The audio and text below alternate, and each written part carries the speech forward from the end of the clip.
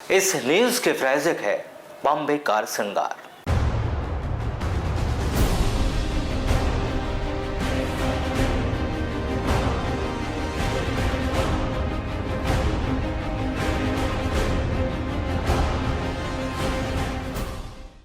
बालाघाट विधायक के द्वारा स्थानीय सर्किट हाउस में पत्रकार वार्ता का आयोजन कर विधानसभा बजट सत्र में उठाए गए मुद्दे सहित मिली सौगातों की मीडिया को जानकारी दी, जहां उन्होंने शहर के कुछ ज्वलंत मुद्दे सहित बीते दिनों विधानसभा में उठाए गए प्रश्नों की जानकारी दी और बताया गया कि उन्हें विधानसभा में किस प्रकार से जिले के प्रमुख मुद्दे और विकास के काम उन्होंने वहां रखा। जहां उन्होंने स्वीकृत हुए कार्य को भी जानकारी प्रेस वार्ता में दी और बताया कि आज उनके विधानसभा में कौन कौन से कार्य किन किन ग्राम पंचायत सहित क्षेत्र को मिले हैं। इन सब विषय पर उन्होंने विस्तृत जानकारी मीडिया को दी। उद्देश्य है, अभी विधानसभा का बजट सत्र संपन्न हुआ है। 10 मार्च से 24 मार्च तक मध्य प्रदेश विधानसभा में शासन ने, मध्य प्रदेश सरकार ने बजट प्रस्तुत किया है, बजट सत्र हुआ और उस सत्र में जनरली जनता ये जानना चाहती है कि उनके द्वारा निर्वाचित विधायक ने विधानसभा के अंदर क्या कुछ अपनी बातें विधानसभा क्षेत्र के विकास के लिए, जन समस्याओं के लिए रखी हैं। तो ये जनता को जानने का पूरा अधिकार है और उसी संबंध में मैं आप के माध्यम से जनता तक अपनी बात पहुंचाने का यहाँ पर प्रयास कर रही हूँ।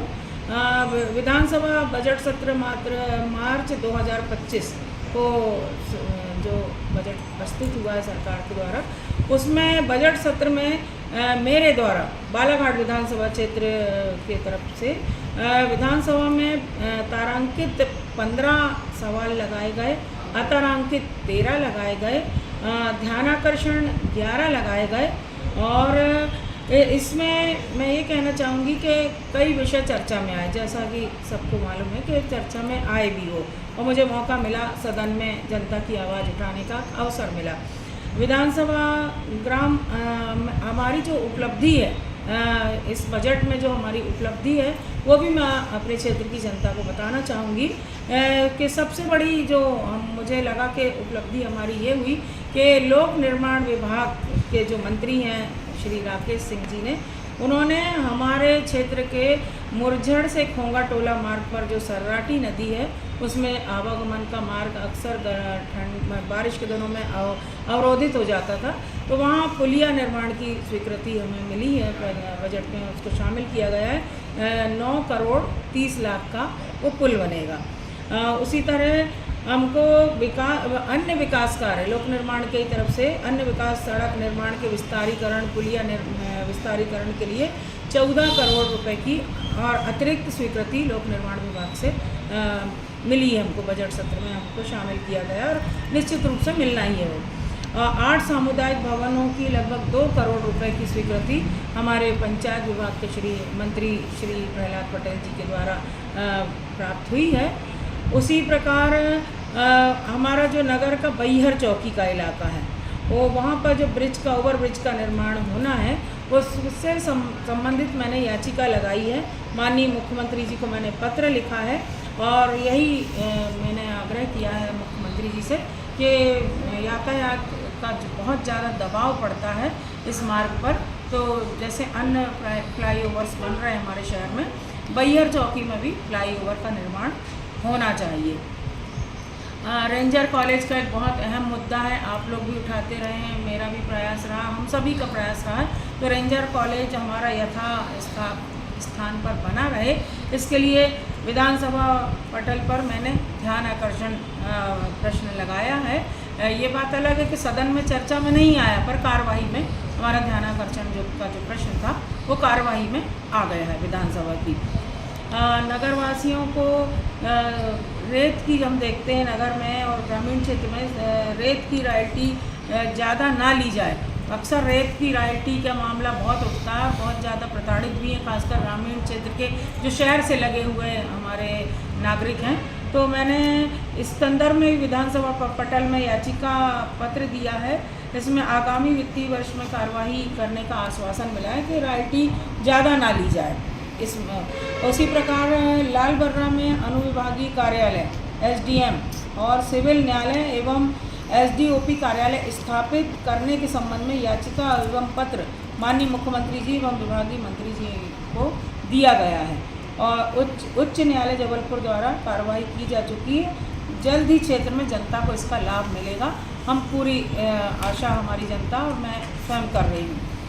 उठाया था हमारे बालाघाट जिला मुख्यालय में जिला चिकित्सालय में 400 बिस्तर का यह हॉस्पिटल है, शासकीय शहीद भगत सिंह शासकीय जो हॉस्पिटल है। यहाँ पे जितने डॉक्टरों के पद स्वीकृत हैं उससे 1/4 डॉक्टर यहाँ पर काम कर रहे हैं, जिससे ज़िले की गरीब जनता जो सरकारी अस्पताल में इलाज कराने के लिए आती है उसको आशाजनक उपचार नहीं मिल पाता और आर्थिक स्थिति खराब होने के कारण या तो वो उपचार से वंचित रह जाते हैं या इधर उधर से उधार करके उनको गोंदिया नागपुर जाना पड़ता है। तो इस संबंध में और सोनोग्राफी मशीन की उपलब्धता हमारे लाल बर्रा समुदाय केंद्र में नहीं है। 8 डॉक्टरों का पद स्वीकृत है, वहाँ मात्र 3 डॉक्टर काम कर रहे हैं। महिला चिकित्सक लाल बर्रा स्वास्थ्य केंद्र में है ही नहीं, 50 बिस्तर का वहाँ भी सामुदायिक स्वास्थ्य केंद्र है। तो ये सारे मुद्दे मैंने विधानसभा में उठाए और स्वास्थ्य क्योंकि हमारे लिए सबके लिए बेहद ज़रूरी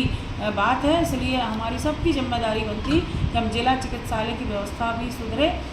मेडिकल कॉलेज की प्रशासनिक स्वीकृति हेतु माननीय मुख्यमंत्री जी को पत्र दिया गया है, इसके द्वारा जल्द मेडिकल कॉलेज निर्माण किए जाने का भी स्वास्थ्य मंत्री जी ने आश्वासन दिया है कि हम इस दिशा में हमारी कोशिश होगी कि मेडिकल कॉलेज का जो भूमि पूजन हुआ था और काम नहीं हुआ है किसी भी तरह से, उसको हम प्रयास करेंगे कि जनता की इस मांग को पूरा किया जाए।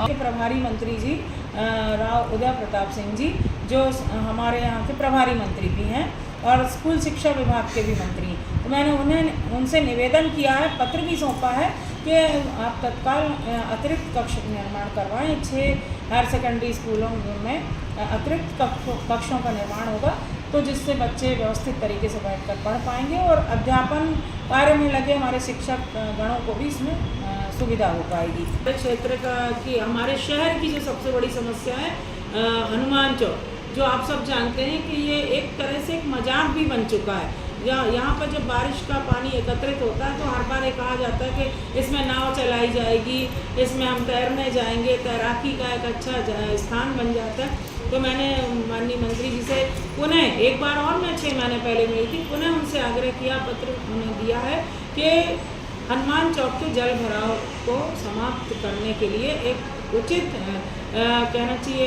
कि कार्य योजना बनाई जाना चाहिए जिससे जल भराव से हनुमान चौक को राहत मिले, हमारे व्यापारी बंधुओं को और आवागमन करने वाले हमारे जो भाई बहन हैं आमजन हैं उनको दिक्कतों का सामना ना करना पड़े।